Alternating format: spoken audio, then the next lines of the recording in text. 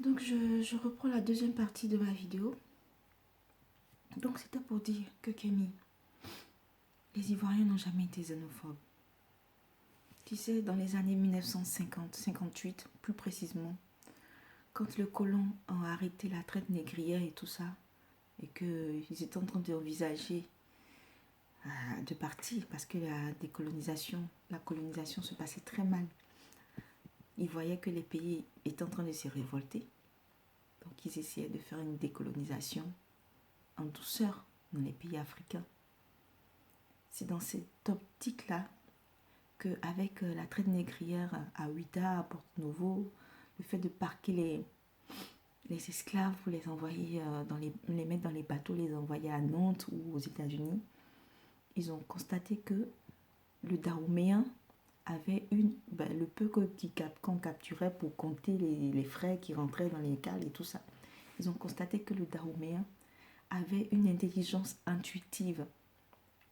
Et c'est comme ça qu'ils décident de prendre les Dahoméens, de les former à leur école, à leur vision des choses, de les former à leur école, afin qu'ils puissent travailler, afin qu'ils puissent faire les tâches ingrates administratives. Et donc, c'est ce qui a fait que plein de Dahoméens sont allés à l'école par rapport aux autres pays de la sous-région.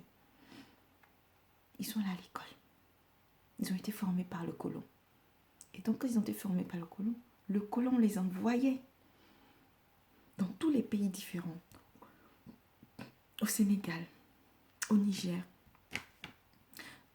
au Togo, en Côte d'Ivoire, au Mali,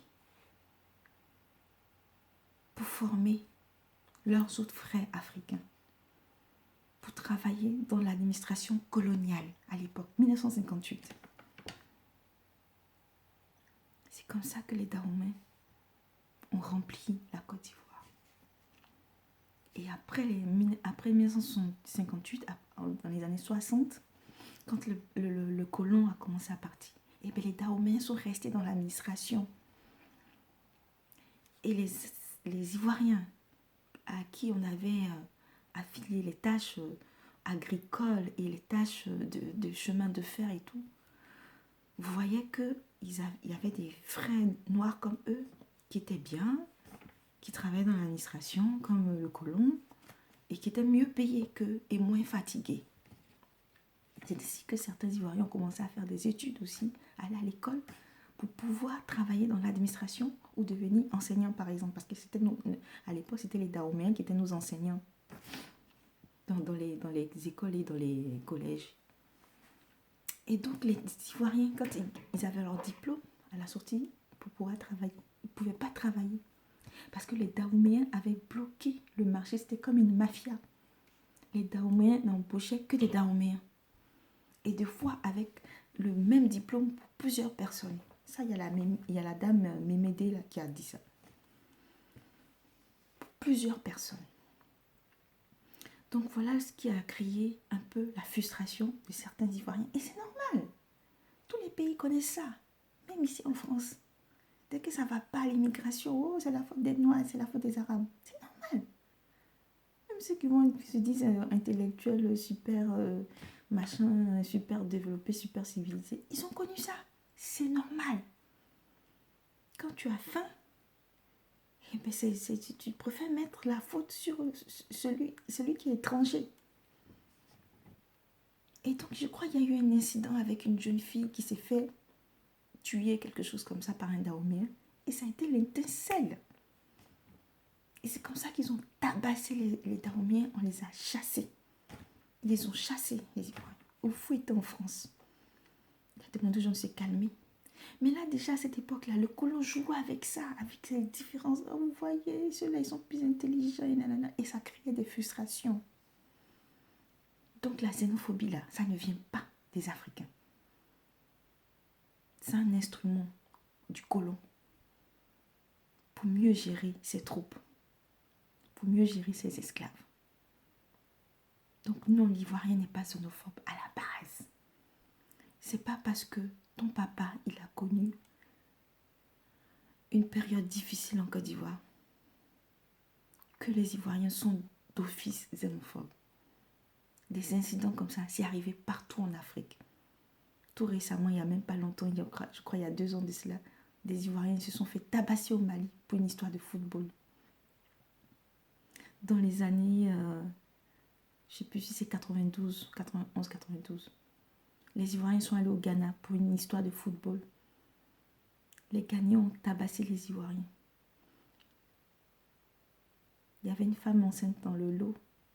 Elle s'est fait tabasser. Les Ivoiriens ont vu ça, ils ont vu rouge. Ils ont tabassé les Ghanéens. Frappé tous les Ghanéens qu'ils pouvaient trouver sur eux. Ils sont allés dans les quartiers où il y avait plein de Ghanéens. Ils ont tabassé les Ghanéens. Exactement la même chose comme ça s'est passé avec les Dahoméens, les années 60. Plein de Ghanéens sont partis. Ils sont revenus. Tout comme les Dahoméens, dans les années 60, ils ont fui. Ils ont eu peur, ils sont partis. D'autres sont revenus. Certains sont restés même. Moi, j'ai dit, mon petit copain, il est béninois. Moitié béninois, moitié ivoirien. Il a des frères 100% béninois. Et voilà. Donc, c'est pour dire que la Côte d'Ivoire, c'est une population très complexe. Elle est cosmopolite et complexe. On ne peut pas la réduire à un problème de xénophobie avec un clan et l'autre. C'est réducteur. Et ça fait mal pour la souffrance et la douleur des parents, des gens qui ont vu leurs enfants mourir récemment encore. Parce que ça fait 10 ans que M. Alassane Dramane Ouattara est au pouvoir. Normalement, selon tes dires, les nordistes ne devraient plus souffrir. Ils devraient être bien. Ils devraient avoir toutes les infrastructures chez eux, au nord. Parce que c'est le nordiste qui est là. Mais au moment où je te parle, Kémy, le nord est encore plus pauvre qu'au temps de Gbagbo. Comment tu expliques ça? Comment tu expliques ça? Le nord est encore plus pauvre qu'au temps de Gbagbo. Il n'y a toujours pas de route. Il n'y a pas d'infrastructure.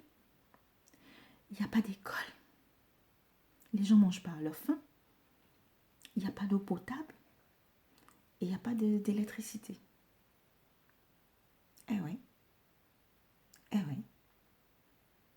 C'est le nordiste qui est là. Un vrai fils du Nord. C'est un Burkinabé qui est là. À l'époque, il critiquait Gbagbo que oui, les enfants travaillent dans les champs de café. Mais les enfants travaillent toujours dans les champs de café et cacao. Autant, là, au même moment où je te parle, et que ce soit Alassane Ouattara qui est au pouvoir, qui exploite le café cacao avec sa femme et son beau-fils. Oh là. Tu es trop intelligent pour te faire manipuler, Kémy. Tu crois vraiment que le problème de la Côte d'Ivoire, là, c'est un problème ethnique,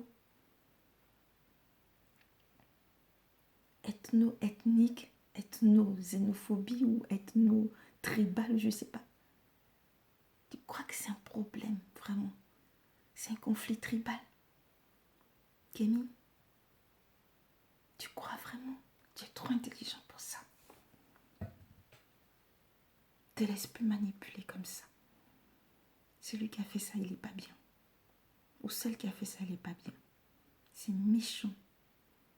C'est méchant. C'est très réducteur. Et tu es très intelligent pour qu'on te limite comme ça. C'est pas bien.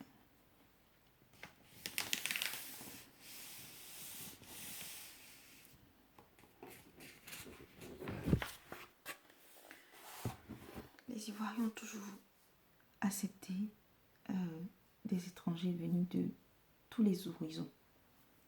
Ils ont toujours été très accueillants. L'Ivoirien devient agressif que lorsqu'il se sent oppressé sur sa propre terre. Lorsqu'il il sent qu'il n'est plus épanoui sur sa propre terre. Parce qu'au moment où je te parle, le port d'Abidjan n'est pas géré en majorité par les Ivoiriens. C'est dans les mains des étrangers.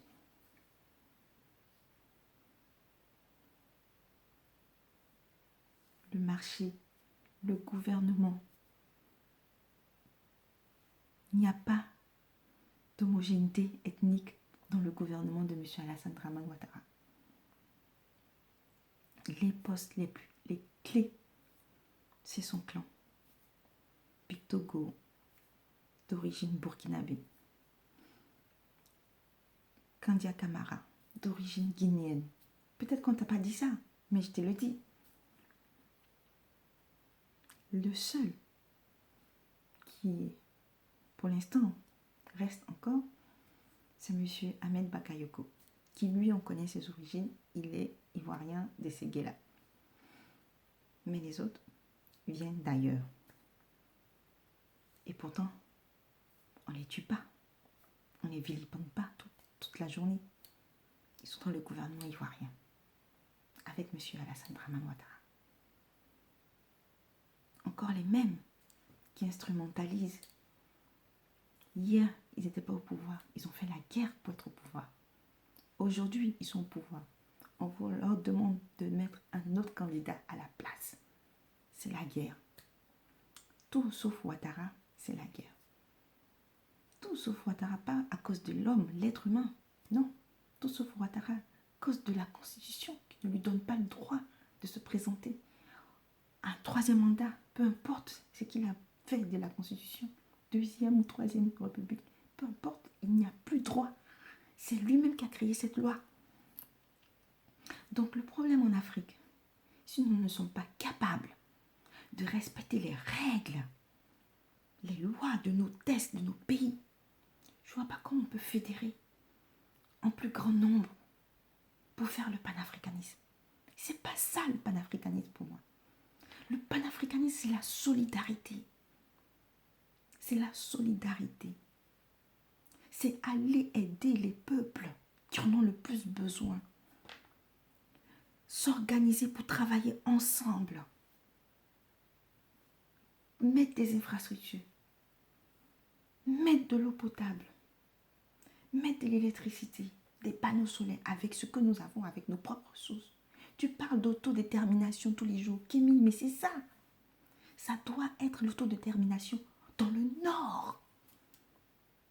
Du nord de la Côte d'Ivoire jusqu'au Burkina, jusqu'au Niger. En nous organisant, en formant des groupes avec des ingénieurs, avec des locaux pour aller aider le nord.